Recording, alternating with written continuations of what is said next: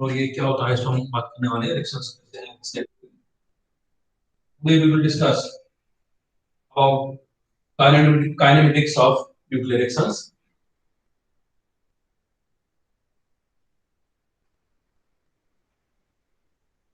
Of nuclear reaction.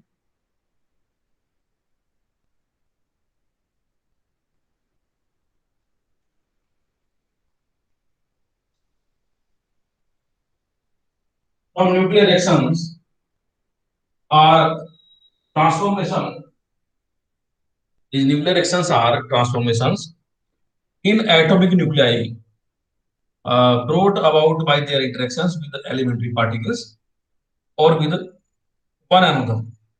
According to Bohr idea, the general scheme of a nuclear reaction can be written like this: A plus X, C, Y plus B. This is a general scheme of nuclear reaction according to Bohr. Here this A is projectile particle.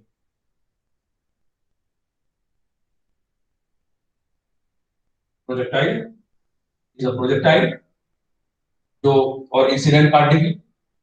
This is target nucleus. X है यहाँ पर target nucleus.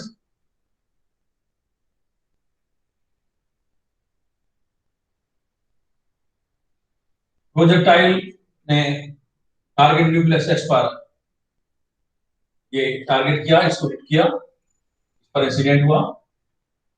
तो ए को, projectile को ये target nucleus absorb करेगा and there will be formation of compound nucleus. This is compound nucleus. This is compound nucleus. और उसके बाद ये हमारा रेजिडुअल आया प्रोडक्ट जो बना, और ये होगा हमारा आउटगोइंग पार्टिकल. जो particle after scattering, after reaction जो बाहर जाएगा, that is outgoing particle. Outgoing particle. ये जो y है, y is residual product. This is residual product nucleus.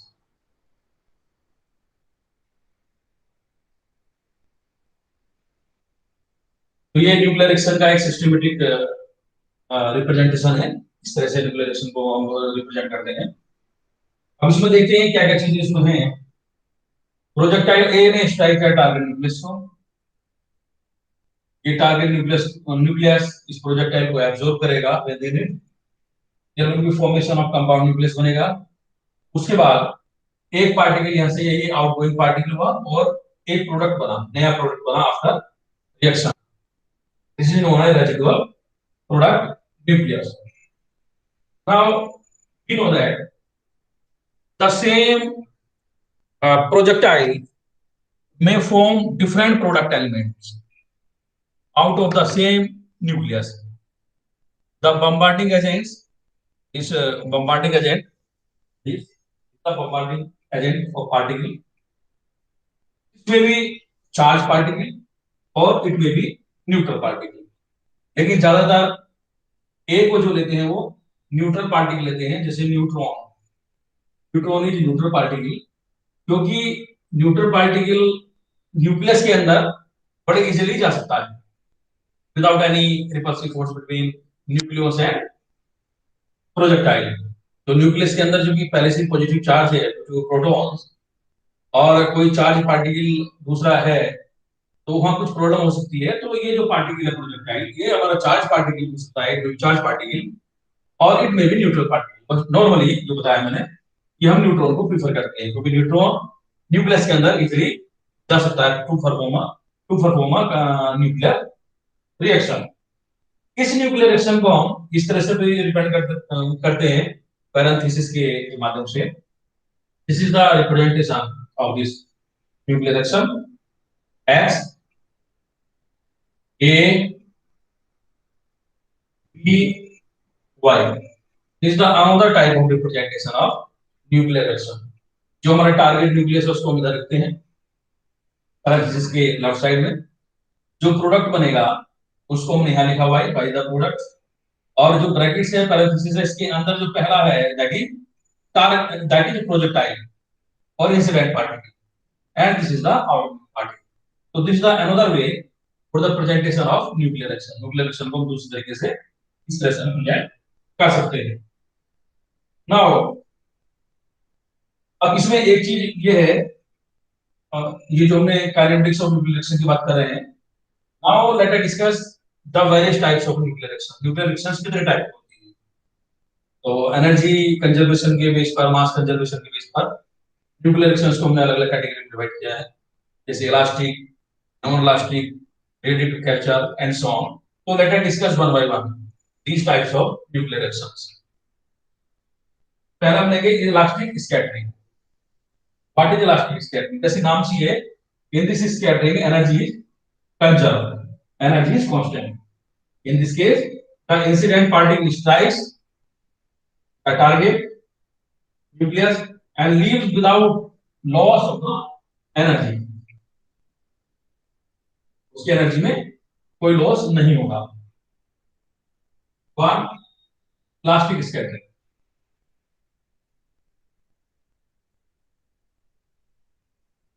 Plastic scattering जैसे तुमने बताया, in this case incident particle strikes the target nucleus and move without any loss of the energy. उसके energy में कोई loss नहीं होगा। और लेकिन उसकी जो पार्टिकल है, जो आउटगोइंग पार्टिकल होगा, जो इंसिडेंट पास होगा, उसकी डायरेक्शन चेंज हो सकती है, लेकिन एनर्जी सेम रहेगी आउटगोइंग पार्टिकल की आफ्टर रिएक्शन, डायरेक्शन में भी चेंज। जैसे इसका एग्जांपल है scattering of alpha particles from a thin gold foil is an example of such scattering. 2He4 plus 79 Au 197, और इससे मिलता हमें 79 Au 197 plus 2He4. So this is the incident particle, this is the target nucleus, this is the product nucleus, और this is the outgoing particle. तो outgoing particle की energy में कोई भी लॉस नहीं होगा, there will be no change in the particle, direction changes होती है। So this is an example of elastic scattering. Target nucleus remains unaffected. This is the target nucleus, this remains unaffected. Now second type of scattering is inelastic. Inelastic scattering.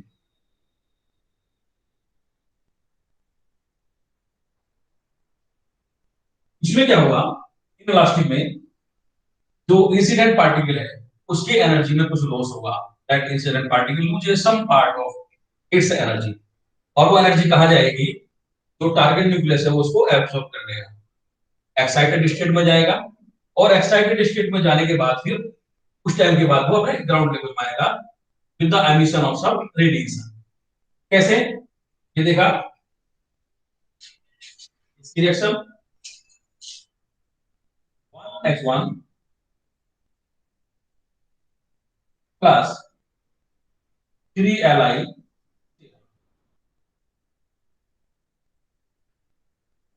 3Li7, ये excited state में गया, मैंने यहाँ पे star लगाया, इस represent that इसका formation हुआ एक्साइटेड स्टेट में गया,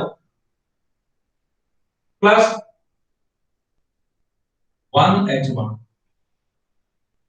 उसके बाद जैसे मैंने बताया इस न्यूक्लियस जो एक्साइटेड स्टेट में गया अब ये ग्राउंड स्टेट में आएगा और ये कुछ एमिट करेगा 3Li7 प्लस गामा फोटोन। तो क्या हुआ? इज द इंसिडेंट पार्टिकल और ये किस पर हिट कर रहा है? टारगेट न्यूक्लियस पर। इस particle will lose some part of its energy, और वो एनर्जी जो लॉस हो रही है वो कहाँ गई? किसने एब्जॉर्ब किया? जो टारगेट न्यूक्लियस ने वो एनर्जी अपने अंदर ली और एक्साइटेड स्टेट में गया। ठीक है, और उसके बाद एक्साइटेड स्टेट में जाने के बाद फिर वो नीचे ग्राउंड स्टेट में आएगा, अपने ग्राउंड लेवल में आएगा विद द एमिशन ऑफ सम रे। So this is the representation of inelastic state. Now third one is radiative capture.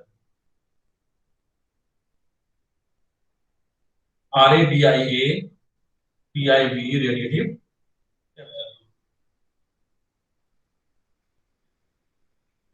इसमें क्या होता है? In this case, the incident particle is absorbed by the target nucleus. Incident particle is absorbed by the target nucleus, and a new nucleus is formed. This new nucleus, in general, has a considerable excess of energy and decays with the emission of one or more gamma photon. तो वो capture करेगा उसको. Example can be written like this: 1s1 plus 6c12 7n3 7n13 ये excited state में गया, plus के बाद ये ग्राउंड लेवल में जाएगा तो नीचे दिखा रहा हूं उसको 7n13 plus 1 or more gamma. So this is the representation of radiative capture. Radiative capture में क्या हुआ? In this case, the incident particle, this one H1, is captured by the target nucleus, and a new nucleus is formed. This is the formation of new nucleus. Now, in general, the new nucleus has considerable excess amount of energy and decay with the emission of one or more gamma photon. यहाँ पर जब ये बना एक नया nucleus, उसकी energy ज्यादा होगी, फिर वो उस एनर्जी को उधर रिलीज करेगा in the terms of one और मोर photons, gamma photons. Now, for the example, disintegration. What is disintegration? जैसा नाम से पता चल रहा है, देखिए disintegration क्या होता है.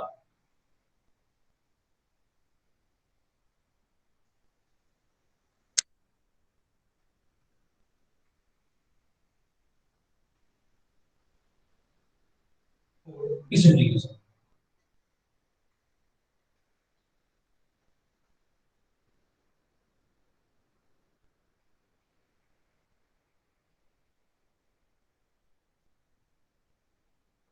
Disintegration.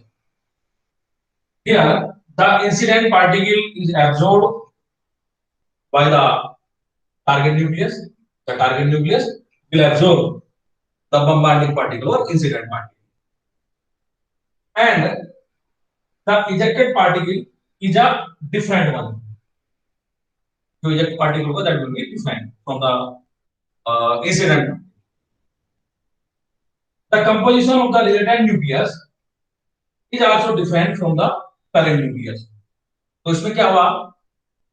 इंसिडेंट पार्टिकल ने हिट किया टारगेट न्यूक्लियस को, और आफ्टर रिएक्शन तो आउटगोइंग पार्टिकल होगा that will be different from the incident particle. जो इंसिडेंट पार्टिकल सबसे अलग होगा, वो पार्ट होगा, और जो हमारा प्रोडक्ट बनेगा रेजिडुअल प्रोडक्ट, जो न्यूक्लियस बनेगा नया, वो भी हमारे जो ओरिजिनल न्यूक्लियस है, जो टारगेट न्यूक्लियस है, उससे डिफरेंट होगा. इसका example is the disintegration of beryllium by alpha particle, producing neutrons. 2sp4 is the alpha particle plus beryllium 4Be9. There will be formation of new nucleus 6p12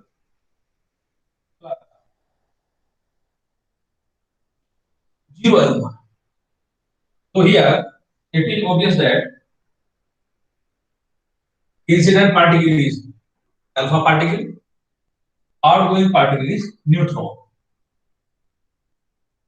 Target nucleus is beryllium 4b9 and product is 6012. So this is an example of disintegration of beryllium by the scattering of. Now fifth example of uh, reaction is photo disintegration. Photo disintegration.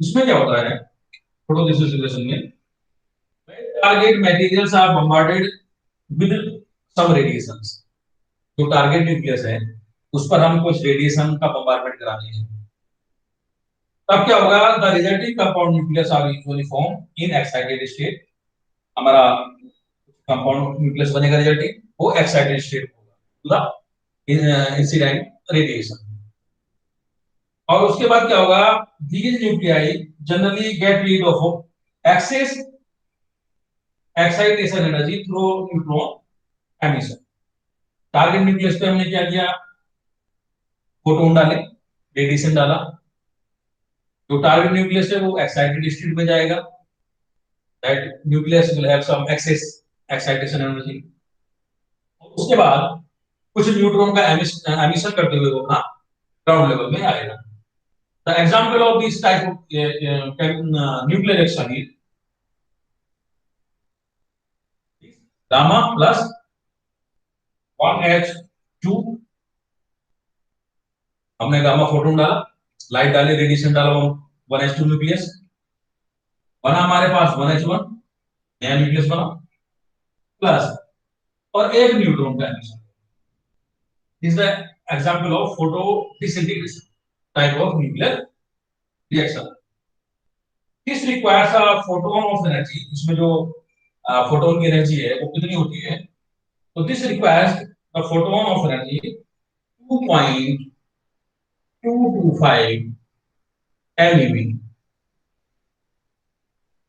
और एक चीज हमें यहाँ पर देखने को मिली है in all nuclear reactions the total mass and total energy is conserved through the nuclear reaction ये न्यूक्लियर रिएक्शन में जो नाभिकीय अभिक्रियाएं हैं इनमें हमारा मास द्रव्यमान और जो एनर्जी है वो टोटल कंजर्व होगी बिफोर रिएक्शन और after reaction total mass same और टोटल एनर्जी सेम तो there will be conservation of mass and energy in all type of nuclear reaction अब इसमें हम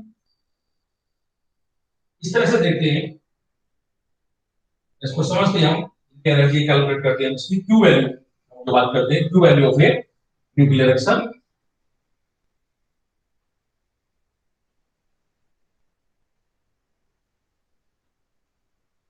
calculation of Q value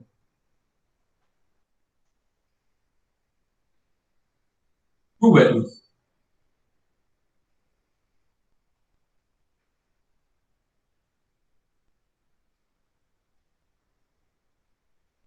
of nuclear reaction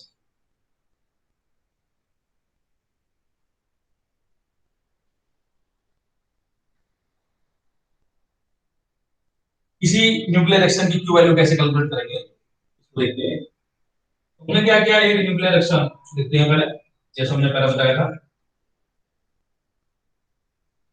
let us consider a nuclear reaction A plus X Y plus B ये हमने एक reaction लिखी और यहाँ पर A is bombarding particle और incident particle projectile X is nucleus target nucleus जिस पर ये करेगा बम्बार्ड करेगा स्ट्राइक करेगा इस the new nucleus after reaction जो नया फॉर्मेशन हुआ नया न्यूक्लियस है और ये है आउटगोइंग पार्टिकल अब इनकी बात करते हैं इनकी एनर्जीज क्या क्या होंगी energy rest mass energy plus kinetic और उनकी help sum to value nuclear reaction की ठीक है। Now suppose the mass of इस प्रोजेक्टाइल इज m1। इसका जो मास है द्रव्यमान m1 है और इसकी काइनेटिक एनर्जी हमने मांगी E1। Let the mass of projectile A is m1 और इसकी energy, energy means kinetic energy is suppose E1 of A।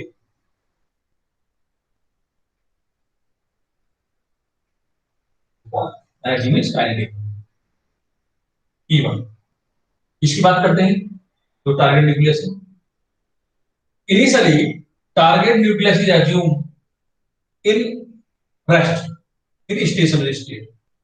और रेस्ट में है तो there will be no kinetic energy. Initially X की जो टारगेट न्यूक्लियस है इसकी काइनेटिक एनर्जी कितनी होगी? 0 होगी।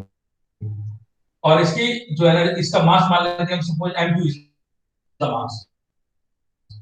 अब प्रोडक्ट न्यूक्लियस है मास, ये इसका मास हम लेते हैं the mass of target nucleus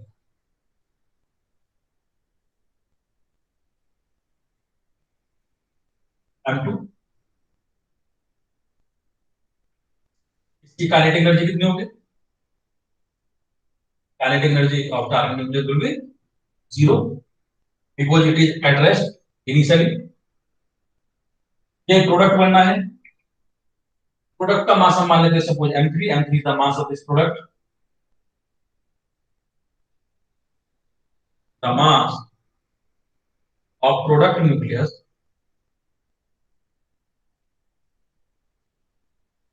equal to m3। और इसकी एनर्जी मान ली हमने kinetic energy of product nucleus is E3। तो 2 कोरस्पोंडिंग E2 0 हुआ, इसमें E3।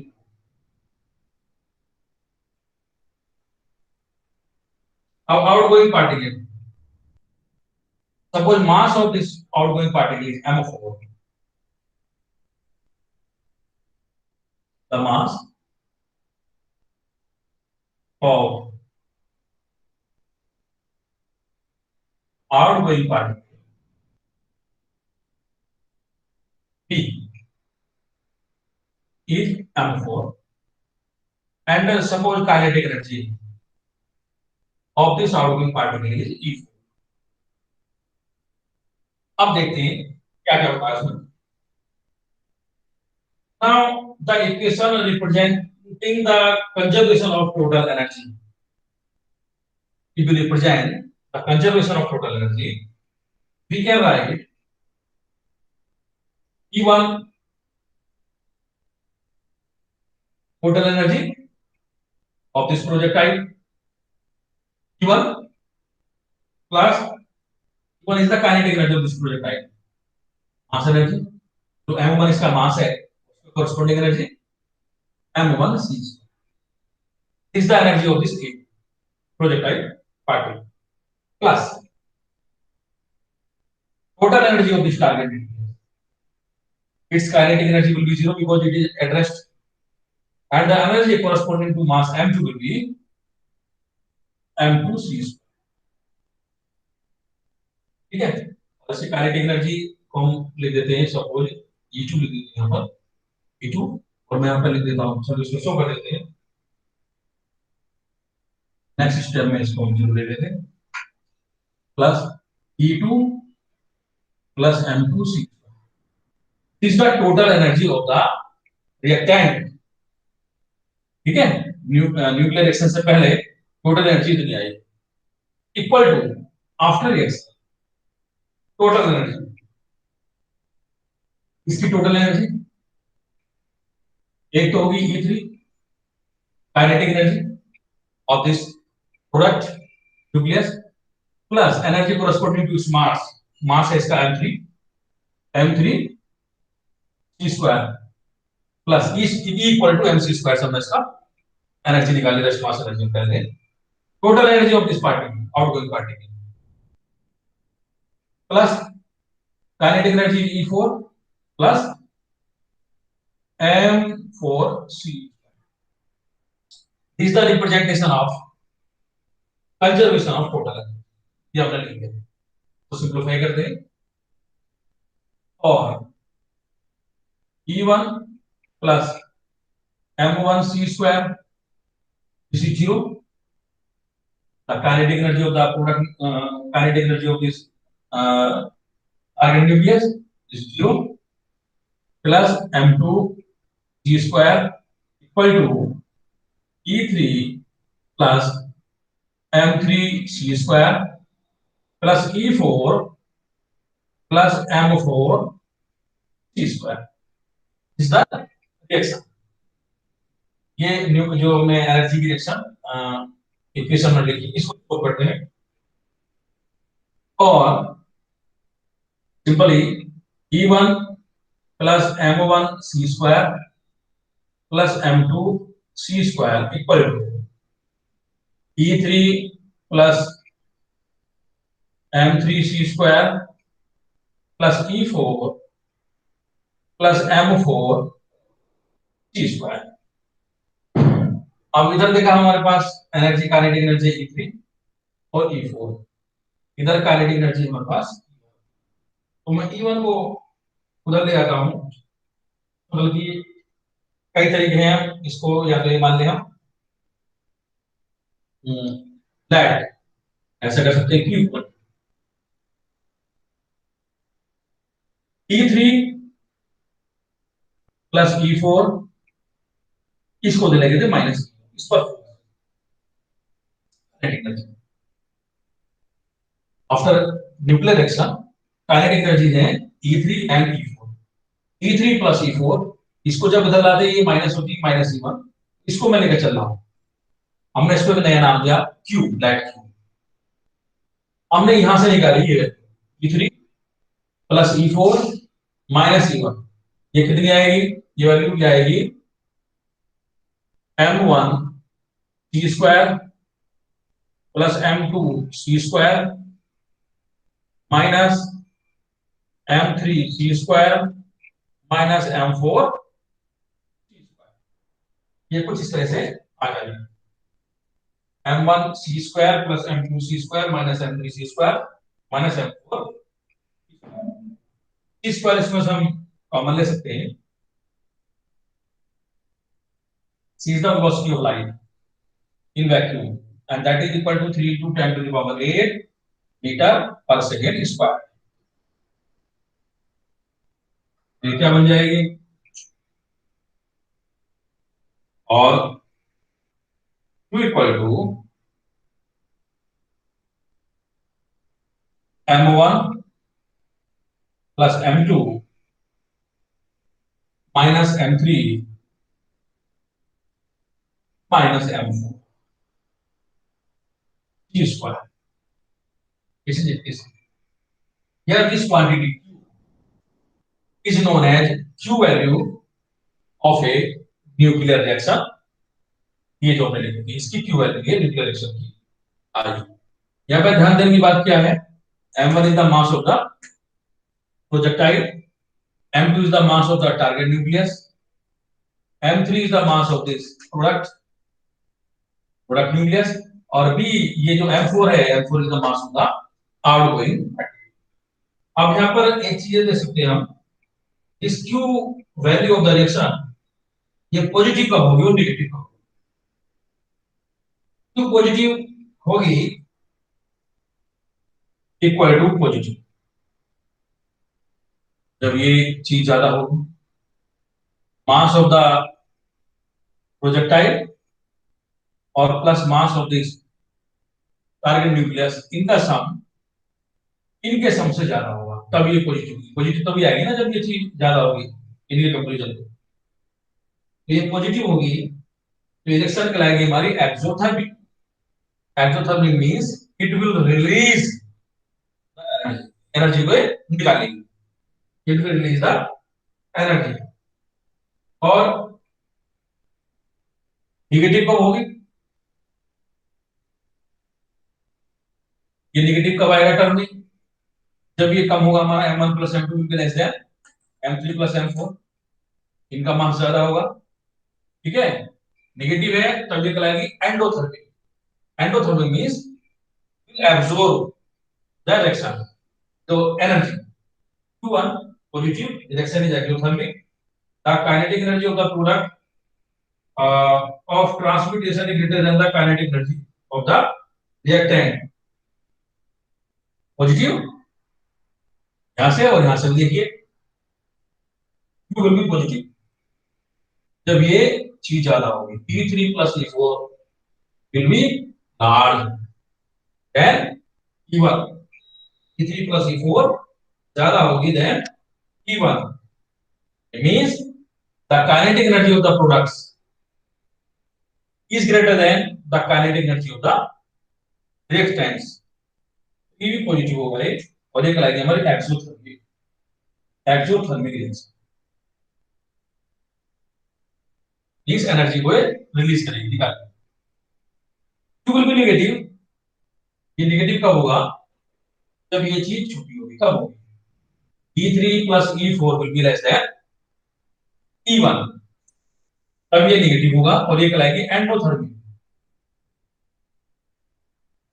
एंडोथर्मिक रिएक्शन यानी ये एब्जॉर्ब करेगी एनर्जी को। ये कब आएगा positive? When E3 plus E4 greater than E1, यानी kinetic energy of the product greater than that of reactant. ये नेगेटिव कब आएगा? When kinetic energy of product less than kinetic energy of reactant. तो ये हमने के बारे में देखा कि पॉजिटिव कब होगी, negative. So this was about Q value of the nuclear reaction. How can we calculate the Q value of a nuclear reaction? ये हमने देखा। अब इस पर बेस्ड कुछ क्वेश्चन हम देख सकते हैं Q value निकालने के लिए। Q value क्या होगा? Let us consider an example to calculate the Q value of a nuclear reaction.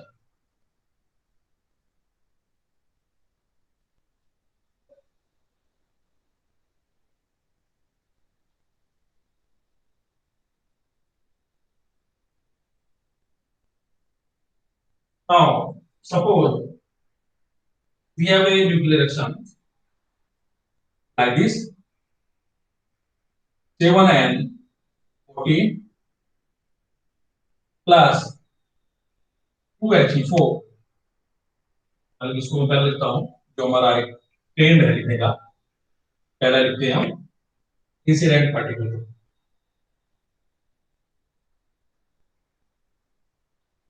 Bombarding particle, incident particle plus target nucleus 7N14। Nuclear reaction में क्या होना? 8 को 17 प्रोडक्ट प्लस आउटगोइंग पार्टिकल, और यहां पर हमने कुछ दिखा दी वैल्यू में इसकी निकालनी है। ठीक है, आप देखते हैं कितनी आती, कितनी क्यू आएगी, प्लस और माइनस जो आएगी। और ये हमें दे रखा है कि इनके जो एटॉमिक मासेस हैं, पार्टिकल्स जो डिफरेंट है, उनके दे रखे हमें।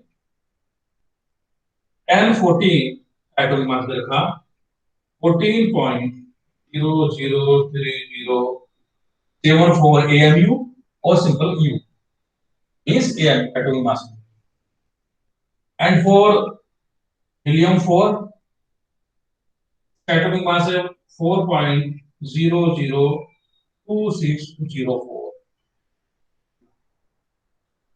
and atomic mass of oxygen 417, it is equal to 16.9991। 2 and 1, ये H1 के लिए 1.00725 KL. Now calculate the Q value of this reaction. तरीका हमें पता है, फॉर्मूला हमें पता है, हमें वो चीज अडॉप्ट करनी है। देखते हैं टोटल मास बिफोर रिएक्शन निकालते हैं। Then we will find out total mass after reaction, और मास में जो चेंज आएगा वो निकालेंगे, और उस मास में चेंज के साथ फिर हम मास चेंज जब हम निकालेंगे तो वहां से हमारी एनर्जी आ जाएगी जो हमने फॉर्मूला निकाला था। और ये हमें पता है कि 1 AMU जो मास है वो हमें 931 MeV एनर्जी देता है। तो चलिए निकालते हैं Q वैल्यूज की। Total mass before reaction, total mass before reaction,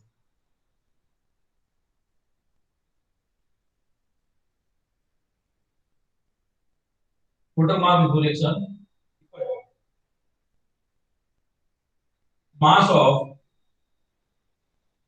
N14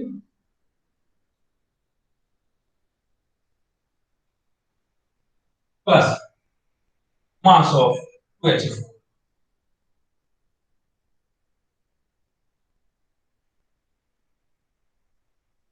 equal to, now put the values of these masses. For N14 it is 14.00307। Atomic mass unit भी निकालते हैं, जो यूनिट हमें दिया है वही लेते हैं। हम चाहे तो किलोग्राम में भी ले सकते हैं, ग्राम में भी ले सकते हैं, बट जो यूनिट्स हमें दी गई है हमें उन्हीं यूनिट्स को अडॉप्ट करना है, चलना है।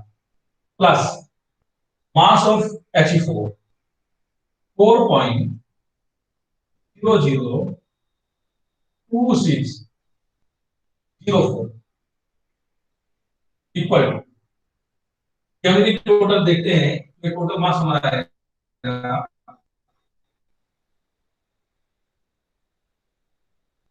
18.005678। This is the total mass before reaction. Now total mass after reaction,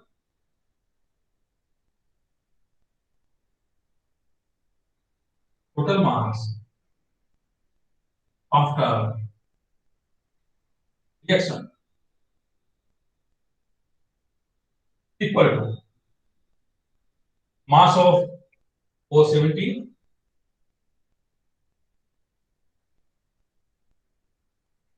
plus mass of H1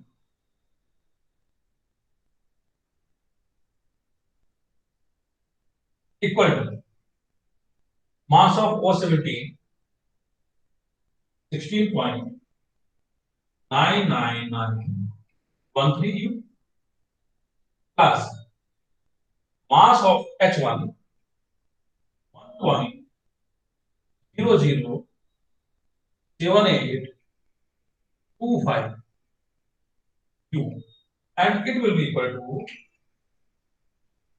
18.006955 Q. Now calculate mass change in this nuclear reaction. Mass change will be initial mass minus total mass. तो वहां से जो mass change निकाल रहे हैं वहां से हमारा साइन का पता चल जाएगा, प्लस साइन होगा या माइनस साइन होगा। जैसे मैंने अभी कैलकुलेशन की टीम में तो हमने मास में देखा था कि यदि हमारा जो रिएक्टेंट्स का मास है M1 M2 वो ज्यादा है प्रोडक्ट के मास से, तो Q हमारा पॉजिटिव साइन के साथ आता है, यानी ये मास ज्यादा है, और ये कम है तो Q हमारा जो Q वैल्यू वो प्लस साइन के साथ आता है, that is the reaction will be exothermic. और यदि ये मास कम है, ये मास ज्यादा है, ज्यादा, तो वो क्यू माइनस आता है, that reduction will be endothermic. तो ये देखना हमें, अब यहां पर निकालते हैं हम mass change. Mass change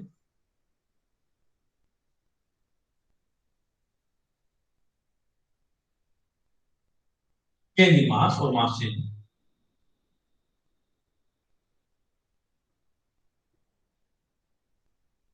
equal to initial mass minus final mass.